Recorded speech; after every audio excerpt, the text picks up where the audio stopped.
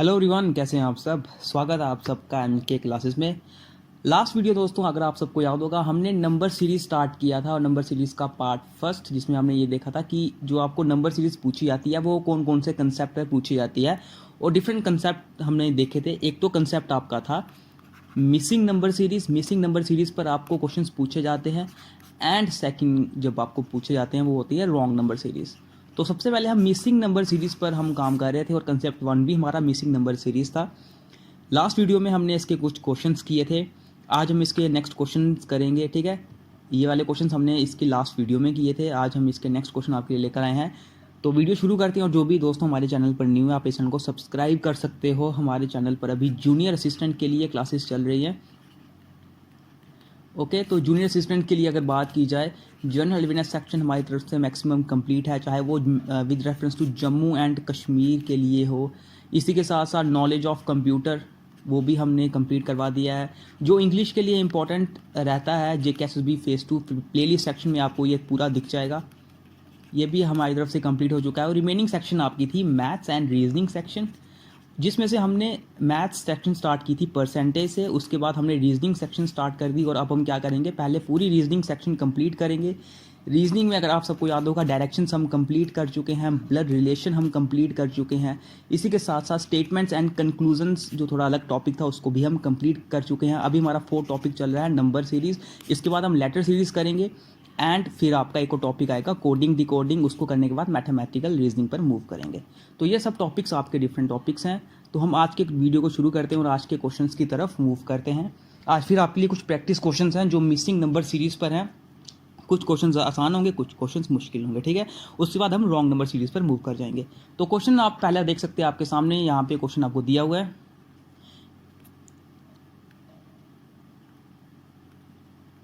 देखो क्या दिया है, 24 फिर 12 7.2 50.4 और आगे आपको बोला हुआ है क्वेश्चन मार्क। आपको क्वेश्चन मार्क फाइंड करना है। सबसे पहली चीज़, जब आप यहाँ पर ध्यान से देखो, आपको सीधे पता चल रहा है कि 24 से ये क्या हो रहा है, 12 हो रहा है। क्या आप ये गैस कर सकते हो कि ये आधा हुआ है, ठीक है, कि ये चीज़ आधी हुई है। यहाँ से यहाँ तक ये चीज़ आधी हुई है। लेकिन अगर ये आधी हुई है तो ये चीज़ भी आधी होनी चाहिए। लेकिन आप अगर इसको ध्यान से देखो तो ये चीज़ आधी नहीं हुई है, ठीक है। सिमिलरली यहाँ पर भी आपको वैसा नहीं लग रहा, यहाँ पे तो ये बढ़ चुका है। तो यहाँ पर एक ऐसा कंसेप्ट लगेगा दोस्तों जो आप सीख सकते हो। न्यू कंसेप्ट है ये। देखो आपको पहचाना कैसे है, आपको ये पता चल गया कि आधा तो हुआ है। आप स्टार्टिंग से स्टार्ट ही मत करो, आप बीच वाली टर्म को पकड़ो। ये देखो कि 12 से 7.2 आखिर किस तरह से बन सकता है। अगर आप दोस्तों ध्यान से देखो तो 12 को जब आप 6 से मल्टीप्लाई करो, 12 6 जा 72, तो 6 से मल्टीप्लाई करने पर ये 72 तो बन जाता है। लेकिन मुझे 7.2 चाहिए, मतलब मुझे डिवाइड इसको 10 से करना पड़ेगा। इस तरह से ये 7.2 हुआ है। अगर आप ध्यान से देखो इसको, ठीक है, 12 से 7.2, तो इसका मतलब ये जो चीज़ हुई है 24 से 12, ये आधी हुई है। तो ये किस तरह आधी हो सकती है दोस्तों। हमें नीचे तो 10 ही चाहिए, क्योंकि कंसेप्ट नीचे सेम हमें करना होता है कि हर नंबर सीरीज में हमारा उस नंबर सीरीज में पर्टिकुलर हमारा पैटर्न लगे। 24 से 12 6/10 यहाँ पर हुआ। तो यहाँ पर अगर मैं 5/10 लिख लूँ, अगर मैं 5/10 लिख लूँ, इसका मतलब 1/2 ही हुआ। तो 24 से 12 हो गया, ठीक है। ये समझ आ गया आपको। 24 से जब मल्टीप्लाई किया आपने 5/10 तो ये 12 हो गया। उसके बाद आपने 12 को 6/10 किया तो ये 7.2 हो गया। अब आगे के कंसेप्ट में ये क्या होना चाहिए, 7/10 होना चाहिए।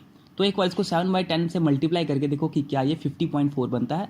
7.2 इंटू 7 7 2 14 7 7 49 50.4। बिल्कुल ये 50.4 बना है दोस्तों। ये क्या बना है, 50.4। यहाँ पे 50.4 नहीं होगा, यहाँ पे 5.04 होगा, ठीक है। 5.04, 50.4 नहीं होगा। यहाँ मैं इसको फिर से करेक्ट कर देता हूँ, ठीक है। यहाँ पर ये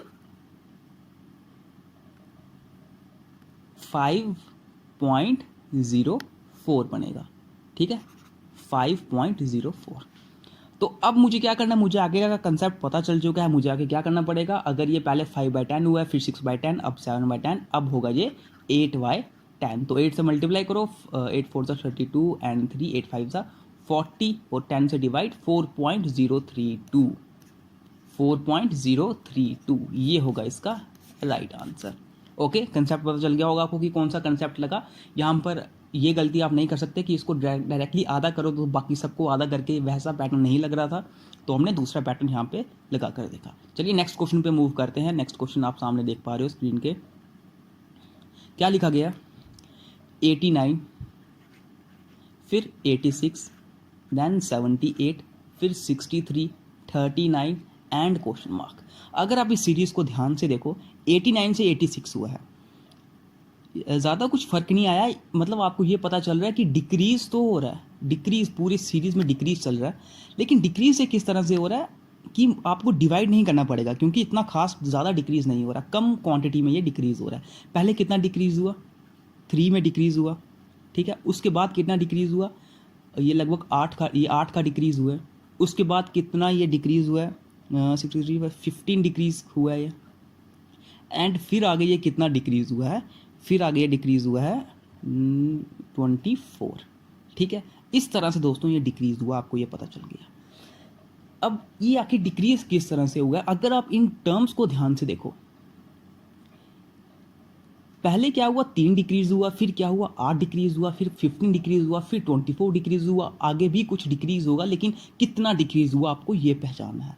आप किस तरह से पहचान सकते हो, अगर आप इन टर्म्स को ध्यान से देखो, इन नंबर्स को ध्यान से देखो, क्या ये 3 इंटू 1 नहीं है, 3 इंटू 1 3, क्या ये 4 इंटू 2 नहीं है, 4 2 ज़ा 8, क्या ये 5 इंटू 3 नहीं है, 5 3 ज़ा 15, तो ये क्या होगा 6 इंटू 4 यानी कि 24, यानी कि पहली टर्म भी आपकी एक बढ़ रही है, दूसरी टर्म भी आपकी एक बढ़ रही है। बिल्कुल इसी तरह से आपका पूरा पैटर्न चल रहा है। जो नेक्स्ट टर्म आएगी वो टर्म क्या होगी, 7 × 5 यानी कि 7 5 ज़ा 35, यानी कि ये कितना कम होगा, 35 कम होगा, और 39 से 35 जाएंगे तो यहाँ पे आंसर क्या आएगा, 4। यहाँ पे क्वेश्चन मार्क की जगह क्या आएगा, 4, and it is the right answer here. Okay, ये वाला कंसेप्ट भी आपको समझ आ गया होगा। नेक्स्ट क्वेश्चन पे मूव करते हैं। ये क्वेश्चन, नेक्स्ट क्वेश्चन आपके सामने क्या क्वेश्चन दिया गया, 142, फिर 70, देन 34, देन 16, फिर है क्वेश्चन मार्क एंड देन 2.5। अब आपको ये मिसिंग नंबर पहचानना है। अब जैसा मैंने आपको बताया वैसा ही करो, ध्यान से देखो कि आखिर ये आपको ये तो पता चल गया कि क्वांटिटी में कम हो रहा है, लेकिन आखिर किस तरह कम हो रहा है। 142 से 70 हुआ है, तो ये 70 से 35 हो गया, 34 से 16 हो गया, ये तो पता चल गया कि यहाँ पर ज़्यादा क्वांटिटी में कम हो रहा है, इसका मतलब कि डिवाइड होगा, इसका मतलब कि डिवाइड होगा। लेकिन आखिर डिवाइड किस तरह होगा, आप किसी भी टर्म को पकड़ लो, चलो मैं कोई बीच वाली टर्म पकड़ता हूँ, 34 को पकड़ता हूँ, ठीक है। 34 से 16 कैसे बन सकता है, अगर मैं 34 को 2 से डिवाइड करूँ, अगर मैं 34 को 2 से डिवाइड करूँ, यानी कि मल्टीप्लाई करूँ 1/2 से, इसका मतलब यही हुआ 2 से डिवाइड, तो ये क्या बन जाएगा 17, और 17 में से मैं -1 करूँगा जब, तो क्या बन जाएगा 16। ओके, मैंने कंसेप्ट चेक किया कि जब 34 को मैंने 2 से डिवाइड किया तो क्या बनेगा 17, और 17 में से जब -1 गए तो बनेगा 16, यानी कि ये वाला कंसेप्ट मेरा आना चाहिए, ये वाला इस पैटर्न से यहाँ पे क्वेश्चन बनने चाहिए। चलिए हम बाकियों को चेक करते हैं। 70 से 34 बनाना है, क्या जब मैं 70 को 2 से डिवाइड करूँगा क्या बनेगा ये 35, और 35 को जब मैंने 1 से माइनस किया तो क्या बनेगा 34। इसका मतलब कि ये भी पहले 1/2 से मल्टीप्लाई हुआ है, यानी कि 2 से डिवाइड हुआ, उसके बाद -1 हुआ है। सिमिलरली ये भी होना चाहिए, इसको भी देखो कि क्या पहले इसको जब मैं 2 से डिवाइड करता हूँ तो ये क्या बनता है 71, और फिर 1 से माइनस करने पर ये क्या बना 70, यानी कि बिल्कुल सेम यही पैटर्न हर जगह यूज़ हो रहा है। अब बस मुझे 16 को क्या करना है, 16 को पहले मुझे 1/2 से मल्टीप्लाई करना है, यानी कि 2 से डिवाइड करना है, तो यहाँ पे क्या आएगा 2 8 16, 8 - 1 यानी कि 7, तो यहाँ पे मिसिंग टर्म कौन सी होगी 7। ओके, और 7 को भी आप आगे चेक कर सकते हो, 7 को जब आप 2 से डिवाइड करो क्या आएगा 3.5, 3.5 को 1 से माइनस करोगे तो 2.5 आएगा। इसका मतलब यहाँ पे जो राइट आंसर है वो 7 ही है। ओके, ये भी कंसेप्ट आपको समझ आ गया होगा। नेक्स्ट क्वेश्चन आप देखिए, नेक्स्ट क्वेश्चन क्या दिया गया है 21, देन 37, उसके बाद 40.2, देन 88.2, फिर 94.2 एंड क्वेश्चन मार्क। आपको क्वेश्चन मार्क वाली नंबर पहचानना है, क्वेश्चन मार्क की जगह क्या आएगा। अब ध्यान से देखो 21 से 37 हो रहा है। ये कुछ आप ये नहीं बोल सकते कि ये बहुत हाई इंक्रीमेंट तो है, लेकिन कुछ ज़्यादा हाई इंक्रीमेंट नहीं है। तो 21 से 37 लगभग अगर आप देखो तो ये 16 का प्लस हुआ है ना, यानी कि 16 बढ़ा है। उसके बाद 37 से 40.2 किस तरह से हुआ है, तो ये लगभग 321 एंड 3.2 ठीक है ना, लगभग इतना ही हुआ है। 37 से जब 3.2 को प्लस करो 2 एंड 40.2, इसका मतलब कि ये 3.2 से प्लस हुआ है। आगे देखो कितना प्लस हुआ है, आगे ये प्लस हुआ है 48 का प्लस हुआ है। ओके, आगे ये 48 का प्लस हुआ है। इसके बाद आगे कितना प्लस हुआ है, आगे ये प्लस हुआ है ये प्लस हुआ है 94 एंड 6। यहाँ पे दोस्तों पता कितना आएगा, यहाँ पे होगा 94.6। ओके, 94.6 होगा यहाँ पर। थोड़ी यहाँ पे ये मैं इसको करेक्ट कर देता हूँ, 94.6। अब देखो यहाँ पे कितना प्लस हुआ है, यहाँ पे प्लस हुआ है 6.4 का।